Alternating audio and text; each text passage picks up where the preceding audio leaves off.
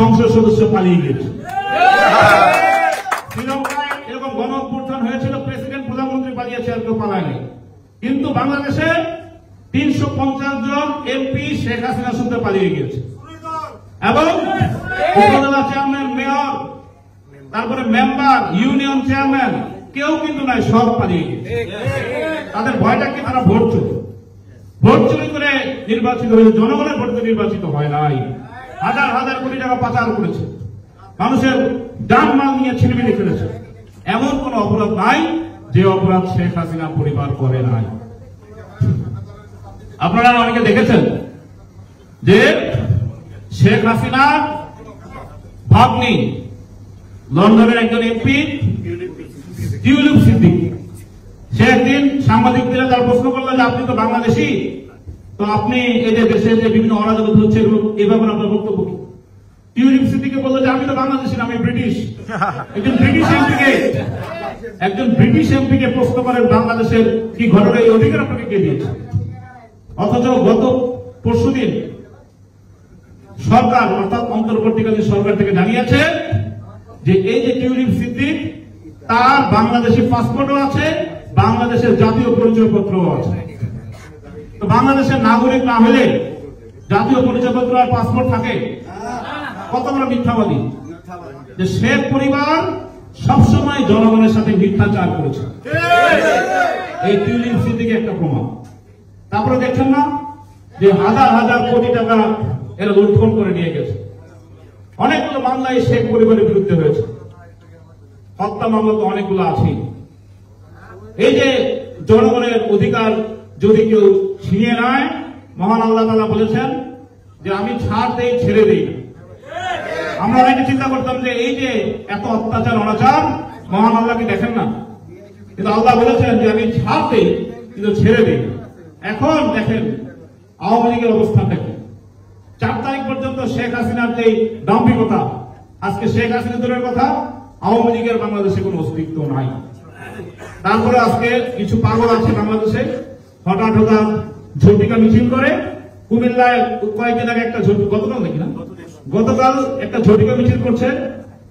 কেউ মনে হয় বলেছে যে আপনি মিছিলটা করলেই শেখ হাসিনা চলে আসে। এই মিছিল করতে গিয়ে 8 জন গ্রেপ্তার হয়েছে, কয়েকজন রিমান্ডে আছে, আল্লাহ জানে তাদের কি অবস্থা। তবে এই আওয়ামী লীগ যতই বড় বড় কথা বলুক, আমার বিশ্বাস এই আওয়ামী লীগ আর ফিরে আসবে না। কারণ একটা কথা আছে যে পালিয়ে যাওয়া শক্তি কখনো ফেরত আসে না। আপনারা এখানে অনেকেই আছেন জানেন, 90-এ এরশাদের পতন হয়েছিল, সে কিন্তু পালিয়ে যায় না, গ্রেপ্তার হয়েছিল এবং দীর্ঘদিন কারাভোগ করার কারণে আজকে পর্যন্ত জাতীয় পার্টি নামে একটা দলের নাম শোনেন। কিন্তু শেখ হাসিনা এতই বাংলাদেশের মানুষের উপর নির্যাতন করেছে, এতই সে অনাচার করেছে, তার সাহস নাই জনগণকে তার চেহারা দেখানো, তাই সে পালিয়ে গেছে এবং মনে করেন সে আর ফিরে আসবে বলে আমার মনে হয় না। কোন সুযোগ আছে? কোন সুযোগ নাই। জনগণ গণ অভ্যুত্থানের মাধ্যমে বাংলাদেশে আওয়ামী লীগের রাজনীতি করা আমি মনে করি নিষিদ্ধ করে দিয়েছে। আর বেশি বক্তব্য রাখবো না। আপনারা জানেন যে নির্বাচনের জন্য আমরা অধীর আগ্রহে রয়েছি। আপনারাও অনেকে আগ্রহ করছেন, অনেকে ফোন করছেন যে তফসিল ঘোষণা হলে ইনশাআল্লাহ দেশে চলে এসে আমরা 15 বছর ভোট দিতে পারি নাই, এবার একটা ভোট দেব।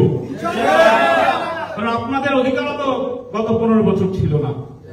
আপনারা যারা প্রবাসী, আপনারা অত্যন্ত কষ্ট করেন, বাংলাদেশে রেমিটেন্স পাঠান, সেই রেমিটেন্সের মাধ্যমে যে আমাদের জাতীয় রিজার্ভ হয়, সেই জাতীয় রিজার্ভ পর্যন্ত আওয়ামী লীগ চুরি করেছে। আপনারা এই যে কষ্ট করেন, এয়ারপোর্টে আপনাদের উপরে কিভাবে হয়রানি করা হয়েছে, কিভাবে এই যে লাগেজ কেটে চুরি করার উদ্দেশ্যে যে বিভিন্ন ধরনের কর্মকাণ্ড হয়েছে, হয়রানি করা হয়েছে, এগুলো কোনোভাবে গ্রহণযোগ্য নয়। তাই আপনাদেরকে একটু জানাতে চাই যে আপনারা অনেকেই জানেন যে আমাদের দলের ভারপ্রাপ্ত চেয়ারম্যান, যিনি আগামী দিনে বাংলাদেশের প্রধানমন্ত্রী হবেন, জনাব তারেক রহমান সাহেব 31 দফা রাষ্ট্র মেরামতের সংস্কার প্রস্তাব দিয়েছেন। জানেন কিনা? এখানে অনেকগুলা দফা রয়েছে, যেমন প্রধানমন্ত্রী রাষ্ট্রপতির মধ্যে ক্ষমতার ভারসাম্য, একই ব্যক্তি টানা 2বারের পরে 3য় বার প্রধানমন্ত্রী হতে পারবেন না, অর্থাৎ 2 টার্মের পরে 3য় টার্ম প্রধানমন্ত্রী হতে পারবেন না। 2 কক্ষ বিশিষ্ট সংসদ হবে, অনেক কিছু দিয়েছেন।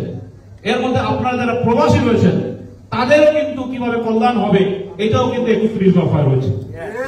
আপনাদেরকে পরে শুনেছে যে আমাদের 16 নম্বর যে দফা, 31টা দফার মধ্যে 16 নম্বর দফা দীর্ঘ কথা আছে, মাঝখানে একটা লেখা আছে প্রবাসী শ্রমিকদের জীবন মর্যাদা ও কর্মের নিরাপত্তা এবং দেশে বিমানবন্দর সহ সকল ক্ষেত্রে হয়রানি মুক্ত সেবা প্রাপ্তি ও ভোটাধিকার নিশ্চিত করার সুব্যবস্থা করা হবে।